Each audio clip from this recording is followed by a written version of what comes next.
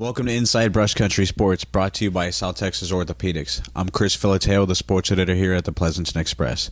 Well, congratulations to McMullen County's Blay Lee after qualifying for the state cross-country meet this week in Round Rock.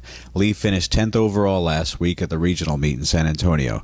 We will have an update next week on her performance at state. In volleyball playoff action, Pleasanton, Jourdington, Charlotte, and McMullen County were all eliminated in the bi-district round earlier this week.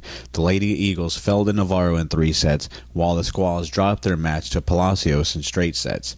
The Trojanettes also lost in 3 sets to Woodsboro, and the Cowgirls were swept by Pettis. On the hard court, area girls squads lace up for the first regular season games this week. We will have an update on which teams will compete in tournaments next week. Now on to the gridiron. The Eagles were led by their offensive line, along with a strong defensive performance against the Bulldogs. Somerset averaged 30-plus points going into last week's district showdown, but struggled to muster 15 points against Pleasanton. The Eagles finished the regular season 9-1 overall and 3-1 in district, while securing the top playoff spot in Division I. In Jourdington, the Indians rallied from behind to beat Luling 28-21 on the road. The Tribe controlled the ground game while compiling over 380 rushing yards. Jourdington hosts Marion this Friday for the district title. The Aggies had their bye last week and looks to make the playoffs for the first time since 2008. Poteet will host Sam Houston Friday for the 4th and final playoff spot in the district. In Charlotte, the Trojans speared Benavides 70-50 to earn their first district victory. Charlotte was led by Richard Blankenship, who rushed for 403 yards, along with 8 touchdowns. The sophomore running back was nominated for Dave Campbell's Player of the Week award this week.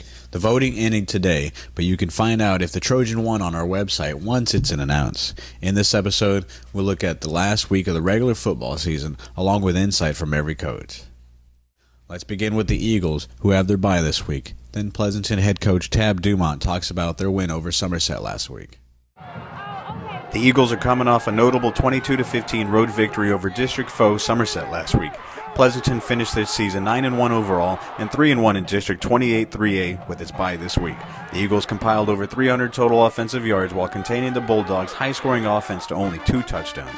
With the win, Pleasanton secured the first spot in Division I, which will place the Eagles against Canyon Lake or Bernie in the first round of the playoffs. Regardless of their opponent, the Eagles have ensured they will play their bi-district playoff game at D.W. Rutledge Stadium in Converse November 15th at 7:30 p.m. Here at Pleasanton High School with head coach Tab Dumont. How you doing today, Coach? Doing good. Well, we definitely saw a classic, an instant classic to say the least last week. Beating Somerset at their house, last game of the season. How did the boys react to that win? They're excited. They were ready to play. I knew they were focused and ready to play, and everybody's really upbeat around here and excited and ready for the playoffs. Well, you have your bye this week. How important is it for you to have this week and then the following week to prepare for the playoffs? Well, this week we're using as a week to rest. I'll be honest with you. 10 ball games in a row after 2 scrimmages, that's a long time. But it's worked out good now that we're in the playoffs. But we're using this week. We've rested. We've had some short, practices trying to keep everybody sharp. We really haven't started preparing for an opponent yet. We're just trying to get our kids that are injured some rest and try to get ready for the playoffs. One thing we do know is where y'all will be playing the playoff game, yes. Right? Be over at D.W. Rutledge Stadium November 15th? Yeah, 7:30 Friday night. It looks like we're going to be playing Canyon Lake. That's what everybody's telling me. There's still a possibility that it could be Bernie, but everything's pointing towards Canyon Lake. Sounds great. Thank you so much for your time All right. again, Coach.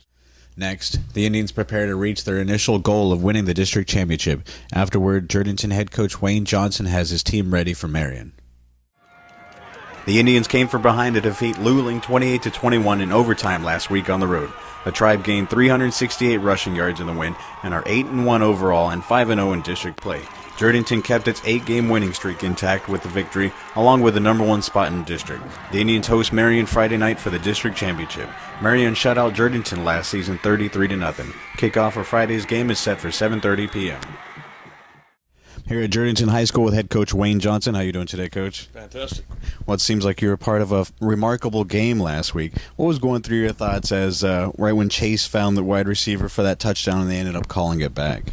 Well, I was excited. I was throwing my headphones off, everything. I was really excited. I thought the game was over, and the officials kind of were standing around looking at each other, and then I looked back and there was a flag on the ground, and then you know something's wrong. So anyway, we made it to overtime and pulled it out that way. That was exciting also. I can only imagine. Definitely coming back because you guys were down by a touchdown, tying it, and then going into overtime and winning. Now, catapulting yourself into this week, last game of the season, facing Marion, pretty tough team. Is this the same team that shut y'all out last year? Well, they've got a lot of the same kids, they do, but they also graduated several of their better defensive players. So they may run all. I mean, we may not be able to run on them at all, but I feel like they're not quite as strong as they were on defense last year. But I think it's going to be a great game, just like the last two have been. It's just going to be another nail biter, I think. Definitely. Now, how do they line up offensively? They're spread every play, just about. They have a good quarterback. He likes to run the ball, and then they have a running back also, a pretty good running back also. It's one back set most of the time. What's their defensive formation, Coach? They're in a 50 look. Well, really, they get in about three different looks: 50, a 4-3 look, and then what we call a split defense. So, the good thing about it is we've seen all three of those this year. So, we have a pretty good idea what we're going to do coming in. Now, once again, going into the last game of the season, both of y'all are undefeated in district play. This is definitely going to paint your playoff picture. Well, yeah, it will. The good thing about it is neither team is going to be out of the playoffs. Somebody's going to lose, but you're still in. So that's the good thing. But our goal all along has been to win the district championship, and that's what we've been harping on since day one, and we have that opportunity. So all we got to do is do it. I'm ready for some fireworks, Coach. Good luck on Friday. Thank you for your time. Now we look at Poteet and its chance to make the playoffs with a win over Sam Houston Friday. Then Aggie head coach Hank Willis tells me what it will take to beat the Hurricanes. The Aggies rested for their bye last week as the squad prepares for Sam Houston Friday. With 4 schools advancing to the playoffs in its district, Poteet must beat the Hurricanes in order to qualify for this year's playoffs. The Aggies are searching for their first district game as they host Sam Houston for the regular season finale Friday night. Last season, Poteet defeated Sam Houston 23-19. Here at Poteet High School with head coach Hank Willis. How you doing today, Coach? Great. Well, you're going into the last week of the season. You had your bye last week. How much did you get done, or how much did you want to get done? Well, for us, that's a blessing. This is we're finally about 90% healthy, and we hadn't been healthy all year. We hadn't been as healthy as we are this week since probably 7-on-7 this summer.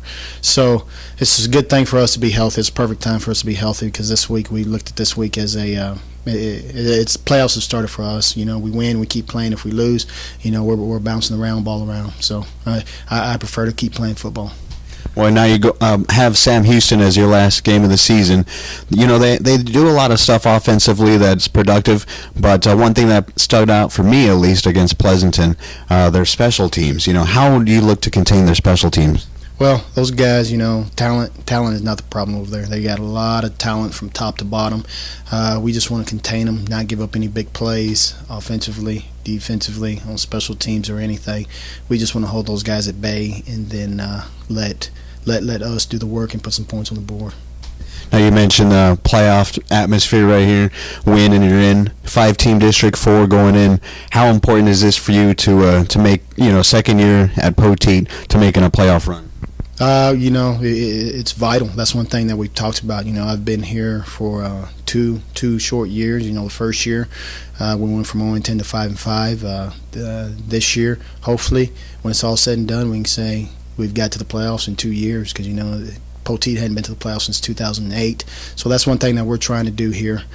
Get these kids where we can be a playoff team because that's something that Poteet has not experienced in a long time. Great. Thank you so much for your time and good luck, Coach. Finally, the Trojans travel to Agua Dulce for their last district game, and Charlotte head coach Jerry Dominguez breaks down his team's chances for the playoffs. The Trojans picked up their first district victory in grand fashion after a 70-50 barn burner last week against Benavides. Sophomore Richard Blankenship led Charlotte with a stellar ground attack. The Trojan running back rushed for 403 yards, along with 8 touchdowns in the victory. He was also nominated for Dave Campbell's Player of the Week award, which includes several athletes chosen across the state. Charlotte improved to 3-6 overall and 1-2 in district play with its regular season finale coming up this Friday. The Trojans travel to Agua Dulce, who is 0-3 in district, and look to make their second consecutive playoff appearance with a victory. If the Trojans beat the Longhorns, they are in the playoffs. Don't forget to follow us on Twitter for the latest scores of your favorite area teams at PE1909. You can join the conversation at hashtag MyBCSports. Well, that's it for this week's episode of Inside Brush Country Sports. I'd like to thank you for watching at home or wherever you may be. We also want to extend our gratitude to South Texas Orthopedics. Signing off, I'm Chris Filateo, and head out there and enjoy your Friday night lights.